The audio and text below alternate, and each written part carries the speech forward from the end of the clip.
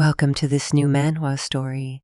The story started at the sea where the moon showed up so brightly, where the breeze was blowing up the hair of a young and beautiful lady. She wondered, when can she be back, while stroking her belly? Someday, when time passes, even just once. They have only been together for less than a year. She wondered, why does Richard come to her mind that early? This red amulet while rubbing it. The wind blew up so sudden. She wondered what happened. She saw something. When she looked up, she was shocked of what she saw. "It's Richard. I will definitely come to find you," he said. Why he remember of those words now? Can I run away? In her mind, no matter where she go, will she be able to escape from this man who comes with the wind like this? "If you run away like that, do you think I can't find you?" he asked. He grabbed her closer to him. "Where are you going to bring my child to?" he asked. 7 years ago, she was informed that the Duke is looking for her. She is Elisa Rubellin. That's right, she was reborn in a novel, which she accepted it. But why she reincarnated in a 19 novel? Her real name is Essie Une. She's a 20-year-old casual reader who likes reading romance fantasy novels, although a sudden accident quickly ended her life. But when she opened her eyes, she was in someone else's body. A little girl, not long ago after she panicked. She can tell what situation she's facing, but she was reincarnated into the last 19 novels she reads, titled Birdcage, and also played the character of the male villain's mother. In the original, Lisa grew up in a Duke family, but she was an orphan and, as a result of her lack of affection, she is extremely reliant on Richard. But in the end, he took her life. A person who lived without her parents' affection from a young age now dies the hands of her husband. She don't want to die that. They arrived at the Duke's room. According to the original, Elisa will dear in more than 10 years. During that period, she can just change her destiny. That fierce look of her father Albert Rubellin, a powerful man who possessed the great power in the Empire, in name and reality, the head of the Rubellin, known as the Storm of Rubellin. But 1 year ago, he was the misery who lost both his wife and son. He's a cigarette smoker. The time she entered the room, he advised her to get married. That's why he's taking her in as an insignificant one into the Rubellin's family. She got mad. That's right. Why would the Empire's only Duke family want to have a daughter-in-law from a poor family in the suburbs, who is also an orphan? Earl Lohengrin. Elisa's father died 3 years ago. Her mother had died in the spot in a carriage accident that occurred a few days earlier. Only Elisa is fortunate to have survived the carriage accident. Even if she survived, there would not be a fortune left to her because of the failure of her father's business. An orphan like her has no relatives to be taken care of. A commoner like her, among so many noble girls, then he chose her first as if he needed her. Life is easy for women. You just have to give birth to a baby. You can live and enjoy everything your husband has built, he said. She just had started getting her period now, and he have already talked about having a baby. She have a terrible feeling, thinking of those men in marriage as if they were taking care of their child.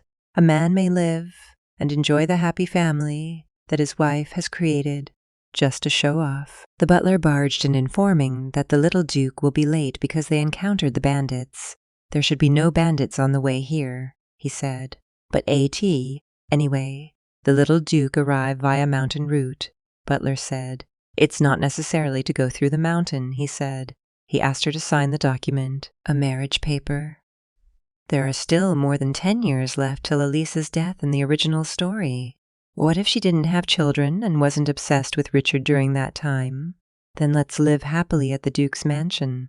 Maybe she'll be able to collect a lot of money if she get divorced. Ladies in mind, there's nothing to consider. In the presence of the goddess Arn, have become husband and wife. Something will happen in this house in 8 years. She was certain of that. The place she had been staying in for the past 10 days is likewise incredibly luxurious. Will the landlady's room be different like this? She wondered. It's been quiet outside, so he hasn't arrived at the mansion yet. It's fine if he doesn't come today. Actually, she's fascinated as well, of course. He's frightening. Richard, who died several years before the start of the first work. She's not sure what his personality is like. The scene that she recalls not very excellent. How she wished he wouldn't show up today. thinking of that till she fall asleep. The window opens by the wind. She got woken up because of the sound of opening it. Who exactly is that? She wondered. A guy who has a stunning looks appears from the window curtains. She was scared, his hand reaching her, getting closer and closer. He looked so upset, saying, "Too small." She was trembling in fear. He was about to walk out from the room, but the door was closed from the outside. He gets upset even more. So this is Richard. Wind. She feels it, but the window is closed. Perhaps that's the Rubelin's power. That power is only sometimes passed on to descendants who inherit the Rubelin bloodline. This ability allows them to control the wind at will. In the original, Richard and his son, Haynes, are one of the heirs to that power. Is he going to break the door now? In her mind, "I'll kill you all," he said. She's even more scared. She covered herself under the quilt. Minutes later it became so quiet, she wondered. She saw he was lying on the sofa. She had thought, since he became her husband, should she say something to him? "Hello, little Duke. I'm Elisa Lohengrin, and from today I will become Elisa Rubelin." "Then nice to meet you," she said. But she hears no words from him, even though if she doesn't know if he's a good guy or bad guy. But one thing is for sure, this guy is so rude. Ladies in mind. At night in the mansion he asked to cancel the marriage. But no one can easily take back a promise made in front of the goddess, he said. "I never said I would keep that promise," he said. "So you want to break it? You don't like her appearance?" he asked. "I see that even though she's still young, her face is quite pretty. Or perhaps you wants to be like your father who cares about feelings," he added. He suggested to live together till they become an adults. For the meantime, it would be better for the both of them considering the matter of heirs. After that he doesn't care if he marry another woman in the future. He was mad. That's not what he wants. He becomes speechless for a moment. He's the only heir of the clan obligated to welcome his mate and carry on the lineage. Is his position. The thing that he have now, he have it all because of his father. If he failed to perform his duties as an heir, he's not eligible to have that position. The position that he have now, he's not asking for it. I have no feelings for that little girl, so don't let her in my room, he said. On his way out, he saw the girl entering the same room. He was called again by his grandfather. The Duke heard he did not participate the first meal of his first day of marriage. She was informed by the servant it is customary for the newlyweds to come to greet the elders of the family. At first, when she woke up, she was alone in her room. The Duke didn't show up in the dining room either, so she thinks it was fine. The two have been in the same room for a while. They must be familiar with each other. He suggested to get slowly closer to each other like that, but he made it clear he won't share his room with her. He said, "Husband and wife must sleep in the same bed." "Is there any problem?" he asked. He slammed the door. The Duke has something to give to her. A book that can help her to serve the future head of the family, which she nodded. She leaves the room with that looks. So I have to learn this. At night, she was escorted by her servants leading to his room. When she get there, she thought is not there. She saw a foot on the sofa. She's certain it was him.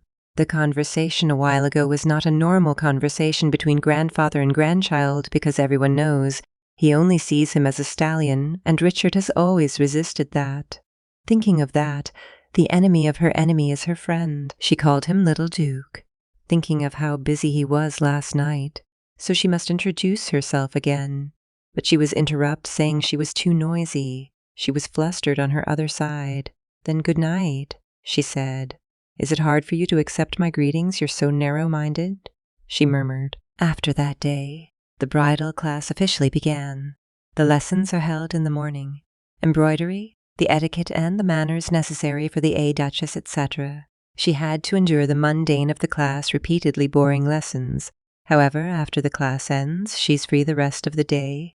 Then she can spend time reading her favorite books, as she expected the library of the best family in the empire. The place is large in size and has various types of books at the same time. Someone who is unfamiliar to this world like her. This place is very helpful. In just a few days, the library became the place where she spent most of her time.